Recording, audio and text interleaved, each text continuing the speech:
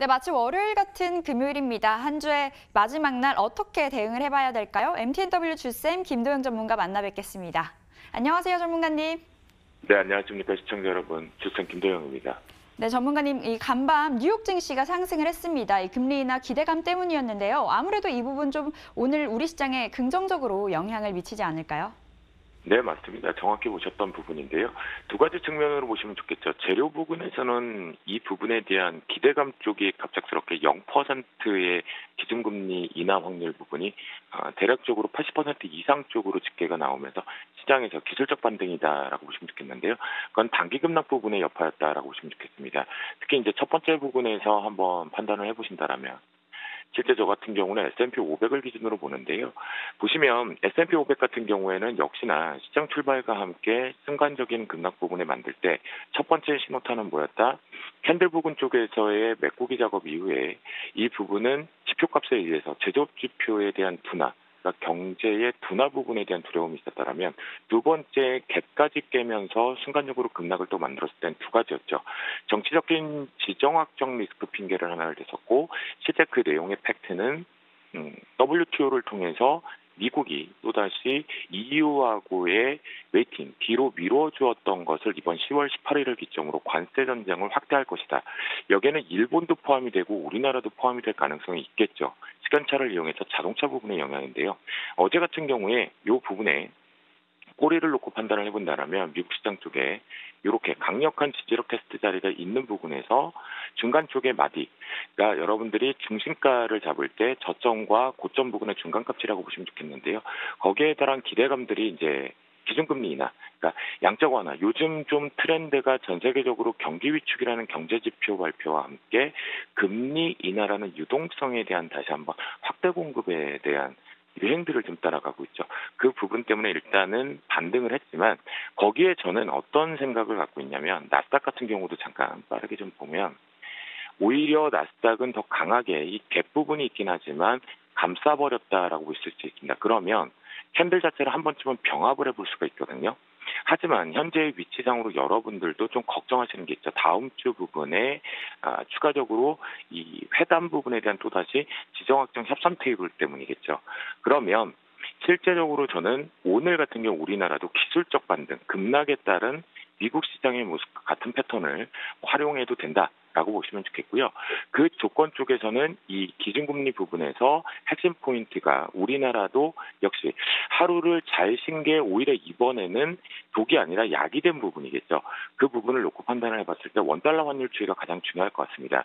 역시나 시장 같은 경우는 전일, 지난 수요일 날 같은 경우는 수급적인 측면에서 실제 이렇게 보시면 수급적인 측면에서 유가증권 시장 쪽에 외국인과 기관 쪽, 특히나 기관 쪽에 3,800억대의 매도가 나왔지만 외국인들 같은 경우는 그렇게 본격적인 현물의 매도 압박은 없었거든요. 파생시장 쪽에서의 선물 쪽, 미래가격 부분에 대한 급락 부분에 대량 매도 부분들은 분명히 있었습니다. 이 부분은 일부 청산성도 좀 있었다라고 볼 수가 있고 개인과 기관을 좀 받아주는 형태였는데요. 이때 특징이 뭐였냐면 원달러 환율이 다시 한번 위쪽으로 우상향을 걸리면서 위험자산 속에 위축이 좀 발생이 됐다라는 겁니다. 그러니까 외국인들은 지금 이 순간적인 원달러 환율의 수급 변화와 위쪽의 방향성을 가지고 실제 트레이딩을 공격적으로 좀 하고 있다라고 보시면 좋겠는데요. 그렇기 때문에 오늘 같은 경우는 기술적 반등을 제대로 한다라는 관점에 저는 탱탱볼 효과라고 표현을 하거든요. 이렇게 퉁 떨어지면 퉁 치고 한번 올라와야 되는 부분이라는 거죠. 단기적인 제조업에 대한 너무 좀 과한 압박이었다. 관세 전쟁은 두 번째이죠. 그렇기 때문에 1,200원대를 저항을 계속 오늘 걸린다라고 한다면 급락에 대한 우리나라는 미리 선반영, 그리고 삼성전자, 그리고 무역전쟁, 금리 인하까지를 오히려 우리는 또 미리 선반영으로 오늘 주봉을 마무리할 때 만들어갈 수 있다라는 부분으로 보시면 좋겠습니다. 그러면 오늘 이제 중요하겠죠. 미래가격 부분에서 선물 시장에 대한 변고가를 한번 잡아보도록 하겠는데요. 오늘의 표식 선물 변고가 기준에 돌파에 대한 기술적 반등이 있다라는 관점으로 봤을 때 위쪽 부분으로 저는 기술적 반등을 오늘 높게 보고 있기 때문에 270.40이 돌파돼서 안착을 하면 이 부분이 우리나라가 대부분이 반영을 했구나 라고 하시면서 위쪽으로 다시 열리는구나, 이런 반등을 가져오는구나 라고 보시면 좋을 것 같겠고요. 그래서 270.40포인트가 매우 핵심적으로 안착을 뚫어서 올라가야 되는 시점이다라고 좀 듣겠고, 지지 저점 어쩌면 저도 여러분들도 특히나 여러분들께서 이 브레이크가 과연 걸릴까, 아니면 지난번에 다시 7월 말과 8월 초에 여러 가지 이슈로 급락을 만들었던 부분이 발생이 될까라는 우려가, 저점에 대한 지지력이 확인이 해보고 싶으실 것 같거든요. 그 자리는 오늘 선물지수상 제가 봤을 땐 확률상으로는 깨기 무지하게 어렵다.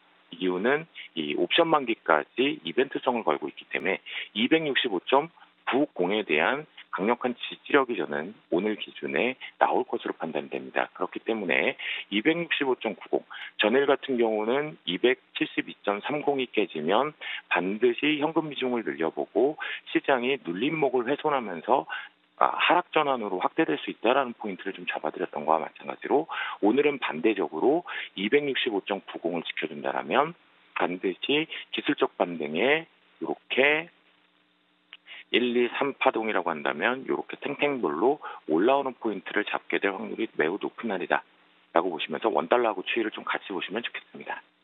네, 우리 투자자분들이 또 가장 궁금해하는 부분 중에 하나인데 오늘의 필식 테마는 무엇일까요?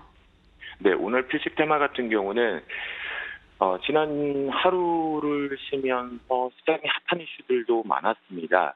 돌발적인 배드뉴스보다는요, 그렇죠? 배드뉴스 부분은 해외적인 변수의 배드였는데 앞에서 좀 반영한 것 같다라는 의견을 제시했습니다. 그런 부분에서 호재가 여태까지는 어쩔 보면 국산화된 기대가, 사실 실적으로 확인하려고 하면 4, 4분기 실적에서 확인을 해볼 필요가 있거든요. 하지만 국산화가 이제 기대감이 현실로 잡혔다라는 것이 뉴스와 함께 실제 공급해서 납품되는 흔적들을 확인했다. 그래서 이에 따른 국산화 그동안 시장에 기대감만 있었던 것이 실적으로 집계가 되고 있는 국산화 테마 쪽으로 말씀 좀 드려보도록 하겠습니다. 반도체와 디스플레이어. 첫 번째 종목으로 램 테크놀로지를 말씀드리도록 하겠습니다. 가장 중요한 건 이미 좀 신기하게 좀 바라봤던 뉴스 중에 하나인데요. 뉴스에서 아예 종목명이 언급이 되었기 때문에 이 부분 갭상승 이후에 포인트상은 뭐냐면 익절 부분에 빠져나들 두 마디가 있습니다. 특히나 그 중에서도 이 7,800원에 대한 훼손이 없어야지만 추가적인 반등 추세를 만들어간다라고 보시면 좋겠고요. 갭이 만약 아주 강하게 특히 점상으로 만약 붙을 경우에는 오히려 이익 실현의 포인트를 한번 잡고 가자라고 말씀 좀 드릴게요. 램테크놀로지 이거 같은 경우는 실제적으로 불소고무 쪽에 국산화 부분이었죠. 그리고 두 번째로는 솔브레인을 말씀을 좀 드리도록 하겠습니다. 솔브레인 같은 경우도 브라소 부분에서 여러분들이 이제 후성이냐 솔브레인이냐 또는 동진세미캠이냐라고 판단을 하고 계시는데요. 실제 기술적으로 지금 테스트가 완료되면서 시장에서 이 부분은 이렇게 판단할 수 있죠. 저도 눈으로는 못 봤습니다. 스케줄상 지금 탐방을 못 들어가는 상태인데요. 이 솔브레인 같은 경우는 기술적으로 이 부분 갭 돌파를 한다고 하더라도 74,600원에 안착을 해야 된다. 즉 우리가 실제로 74,600원을 훼손하면 국산화는 실적까지 확인하러 가겠구나. 그러면 관심 종목에 넣어놓고 트레이딩을 봐야겠구나라고 보시면 좋을 것 같겠고요. 세 번째 종목은 두 마리 토끼를 잡고 있는 SFA자라고 말씀 좀 드려봅니다. 단기적으로 시장 여파 분명히 비교를 한다라고 해도 잘 물량들을 차익 실현 부분들을 소화하고 있다라고 하면서 과열 매수 부분을 풀어가고 있다라고 보시면 좋겠거든요. 그렇기 때문에 이 부분 같은 경우에도 실제적으로 강력한 지지력 부분을 보면 41,800원에 대한 테스트 부분으로 했을 때 저점 지지력이 나온다면 추가 반등 앞에 고점을 뚫으러 갈 것이다라고 보시면 좋겠습니다. 마지막으로 SN텍인데요. SN텍 같은 경우는 트랜스퍼 이송 장치 부분에 이렇게 보시면 시장에서 이미 기대감으로 폭등을 좀 만들었었고, 그렇죠? 그리고 나서 급락 부분에 차익 압박 부분과 일시적인 배드 뉴스를 통해서 급락이 나왔습니다. 그 부분에 다시 한번 이 무상증자를 통해서 활성화 부분에 거래 활성화 부분도 나와 있다는 부분이니까요. 이 부분에 대한 트랜스퍼 이송 장치의 관점으로는 역시나 손절가 시장의 여파가 있다라고 보셨을 때 우리가 안정적으로는 직전 저점 부분에서 조금 더 낮춰본다라면 800원 훼손이 없으면 좋겠다라는 부분이고, 이 부분이 지지이자 손절 라인이다라고 보시면 좋겠고요. 위쪽으로 뚫릴 경우에는 3,300원에 대한 돌파 포인트 안착일 경우에 위쪽에 오늘 시장의 틈새 속에서 다시 한번 국산화 쪽으로 현실로 되는 쪽으로 따라 올라올 수 있다라고 보시면 좋을 것 같겠습니다. 저는 이렇게 판단합니다. 오늘 아침에 일어났을 때부터 수요일날 우리나라가 너무 순간적으로 특히 2시 50분부터 더 밀어내는 모습에서 수급의 스위칭을 보면서 기술적 반등이 있겠구나. 그 부분으로 지금 대응하고 들어와 있는 상태입니다. 그렇기 때문에 여러분들도 그래 기술적 반등 가자라고 생각하시면서 대응해 보시면 어떨까 싶습니다. 오늘도 화이팅 하시겠고요. 함께 외칩니다. 오늘도